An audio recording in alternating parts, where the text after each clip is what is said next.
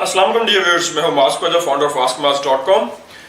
Dear viewers, ये ISO 45001 occupational health and safety management system की second video है, जिसके अंदर हम क्लॉज नंबर 4 जो कि है कंटेक्स्ट ऑफ द ऑर्गेनाइजेशन, इसको डिस्कस करेंगे। तो इस क्लॉज नंबर 4 जो कंटेक्स्ट ऑफ द ऑर्गेनाइजेशन है, इसकी फर्दर 4 क्लॉजेज हैं, 4.1, 4.2, 4.3, 4.4, और हर सब क्लॉज को हम इंडिपेंडेंटली स्टडी करते हैं और इसको समझने की कोशिश करते हैं क्या कहता है। 4.1 understanding the organisation and its context. अब इसके अंदर वो क्या फरमा रहे हैं, the organisation shall determine external and internal issues that are relevant to its purpose and that affect its ability to achieve the intended outcome of its OH&S management system। इस statement को हम ब्रेक डाउन करते हैं, इसमें जो समझने वाली चीजें हैं। The organisation shall determine external and internal issues. दो किस्म के इश्यूज इसमें एड्रेस हो रहे हैं, external and internal issues. Then relevant to its purpose, जो उसका मकसद है, that affect its ability to achieve the intended outcome। यानी आपने जब ऑर्गेनाइजेशन को डिस्कस करना है तो आपने इंटरनल एंड एक्सटर्नल इश्यूज को डिस्कस करना है और उन तमाम इश्यूज को एड्रेस करना है दैट कैन इम्पैक्ट और affect your ability to achieve your objectives, goals and targets. वो सारी चीज़ें हमने एड्रेस करनी है। अब हम देखते हैं एक्सटर्नल एंड इंटरनल इश्यूज कौन कौन से होते हैं। एक्सटर्नल इश्यूज को अगर हम डिस्कस करें तो उसमें पॉलिटिकल इश्यूज आ सकते हैं, कल्चरल इश्यूज आ सकते हैं, फाइनेंशियल आ गए, टेक्नोलॉजिकल आ गए, टेक्निकल आ गए, इकोनॉमिकल आ गए, नेचुरल सराउंडिंग्स जो आपकी हैं, आपके कंट्रैक्टर, सप्लायर, ये सारी क्या है आपके एक्सटर्नल इश्यूज हैं। और इंटरनल इश्यूज की अगर बात करें तो ये बनता है roles and responsibilities defined within the company, within the organisation, आपकी मैनेजमेंट कमिटमेंट या मैनेजमेंट स्टाइल या वर्क इन्वायरमेंट जो है, वर्क आपका कल्चर जो इंटरनल है, टूल्स, इक्विपमेंट्स, मशीनरीज, सॉफ्टवेयर जो अंडर यूज हो रहे हैं ऑर्गेनाइजेशन में, आपके internal objectives, target, processes, systems, ये आपके इंटरनल इश्यूज हैं। तो इनमें से आपने कैटेगराइज करना है कि कौन कौन से इंटरनल एक्सटर्नल इश्यूज ऐसे हैं जो आपके एबिलिटी को या फिर आपके काम करने के तरीके को या फिर occupational health and safety management system को इम्पैक्ट करेंगे और आपके लिए हिंड्रेंस पैदा कर सकते हैं कि आप अपने गोल या टारगेट पे ना पहुंचें। This was 4.1. Clause number 4.2. Clause number 4.2 में फरमाते हैं understanding the needs and expectations of workers and other interested parties। ठीक, इसकी आगे से further A, B and C 3 clauses हैं, सब क्लॉजेज हैं, लेकिन जो स्टेटमेंट में लिखी है इसमें अगर देखें understanding the needs and expectations, यानी एक नीड, एक एक्सपेक्टेशंस, यानी एक आपकी ज़रूरियात जो आपकी बुनियादी ज़रूरियत है और दूसरा आपकी तवक्कुआत है। ज़रूरियात और तवक्कुआत दोनों को एड्रेस करना है ऑफ वर्कर्स की एंड इंटरेस्टेड पार्टीज। अगर हम डेफिनेशन याद करें तो वर्कर्स कौन से, जो आपके ऑर्गेनाइजेशन के लिए डायरेक्टली अंडर है, इन्फ्लुएंस है, और इंटरेस्टेड पार्टीज वो जो जैसे हमने कहा सप्लायर्स हो सकते हैं, शेयर होल्डर्स हो सकते हैं, कंट्रैक्टर्स हो सकते हैं, आपके स्टेक होल्डर्स हो सकते हैं, वो सारे जो आपके इंटरेस्टेड पार्टीज। तो आपने वर्कर्स और इंटरेस्टेड पार्टीज दोनों की ज़रूरियात, नीड्स एंड एक्सपेक्टेशन, तवक्कुआत के ऊपर डिस्कस करना है, यहाँ पे मेंशन करना है। तो यहाँ पे कहते हैं the organisation shall determine, point A, the other interested parties in addition to the worker that are relevant to the occupational health and safety management system. यानी आपने तमाम इंटरेस्टेड पार्टीज को लिस्ट डाउन करना है अदर देन वर्कर्स। वर्कर्स तो आपकी list में हैं ही ऑलरेडी जो ऑक्यूपेशन, और कौन कौन सी अदर पार्टीज हैं जो मैनेजमेंट सिस्टम के साथ वो आपके इंटरलेट कर सकती हैं या फिर उसके से इम्पैक्ट कर सकती हैं।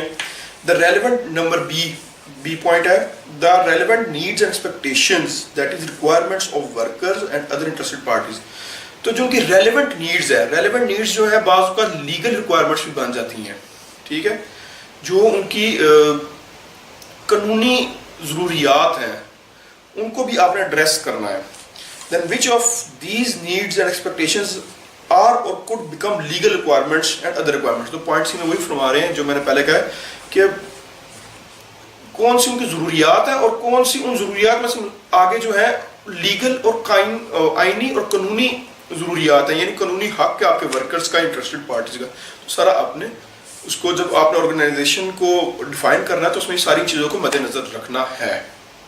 Clause number 4.3 determining the scope of the occupational health and safety management system. ये बड़ा ज़रूरी है कि आप अपने ना ऑर्गेनाइजेशन के स्कोप को डिटरमाइन करें, डिफाइन करें और मेंशन करें कि आपका जो OHS का मैनेजमेंट सिस्टम है या फिर ये जो आप डिपार्टमेंट है ये किस हद तक महदूद है। तो before discussing the it's relevant it's further, मैं बता दूं कि दो किस्म के स्कोप होते हैं यूजुअली देखे जाते हैं। एक टेक्निकल स्कोप आ जाता है, एक ज्योग्राफिकल स्कोप आ जाता है। जैसे कि मैं कोई ऑर्गेनाइजेशन लेता हूँ ABCXYZ, कोई भी ऑर्गेनाइजेशन है, उसके 3-4 प्लांट्स है लाहौर में, मुल्तान में, रहीम खान में, कराची में। यू हैव टू मेंशन कि जो OHS है आपका मैनेजमेंट सिस्टम है ये लाहौर प्लांट के ऊपर है, कराची के लिए है, किसके लिए, आप कहाँ पे इम्प्लीमेंट करने लगे हैं। एंड देन टेक्निकल स्कोप, क्या it is only related to the production area, warehousing के लिए, क्वालिटी डिपार्टमेंट के, या फिर कंप्लीट ऑपरेशंस के लिए है, from raw material to finish goods including dispatch as well, या सेल्स को कर एड्रेस, तो ये आपने मेंशन करना होता है। अच्छा, अब इसको हम पढ़ते हैं। The organisation shall determine the boundaries and applicability of the OHS management system to establish its scope. Again वही बात जो हमने बात की है, डिस्कस की है। When determining this scope, the organization shall, अब स्कोप बनाते हुए, स्कोप को डिफाइन करते हुए किन चीज़ों का ख्याल रखना है। A, consider the external and internal issues referred in 4.1, जो हमने कहा कि पहले डिस्कस किए कि आपने स्कोप डिफाइन करते हुए इंटरनल और एक्सटर्नल इश्यूज दोनों को डिस्कस करना है, दोनों को मद्देनजर रखना है कि कौन कौन से इश्यूज आपसे जो है वो इम्पैक्ट करेंगे आपके मैनेजमेंट सिस्टम को। Number point B, take into account the requirements, जो रिक्वायरमेंट्स हैं पहले हमने डिस्कस किया, जो नीड्स एंड रिक्वायरमेंट्स हैं वर्कर्स की, एक्सटर्नल पार्टीज की या इंटरेस्टेड पार्टीज की, उनको उसको मद्देनजर रखना है। Point C, take into account the planned और परफॉर्म्ड वर्क रिलेटेड एक्टिविटीज, जो भी आपके वर्क रिलेटेड एक्टिविटीज है उनको भी मद्देनजर आपने रखना है। The OHS management system shall include the activities, products and services within the organization's control or influence that can impact the organization OHS performance. The scope shall be available as documented information. ये बड़ा अहम चीज़ उन्होंने में किया बयान के आपने जो भी स्कोप होगा it should be documented, properly recorded. Last clause है 4.4 OHS management system. The organization shall establish, implement, maintain and continually improve an OHS management system including the processes needed and their interactions in accordance with the requirement of this document. अब इसमें जो चार अहम चीज़ें बात की हैं, चीज़ों की तज़किरा हुआ है, establish, implement, maintain and continually improve, यानी आपने मैनेजमेंट सिस्टम पहले बनाना है, उसको इम्प्लीमेंट करना है एज पर एक्चुअल जो आपने बनाया है, पेपर्स में प्रोसीजर्स लिखे हैं उनको इम्प्लीमेंट भी करना है।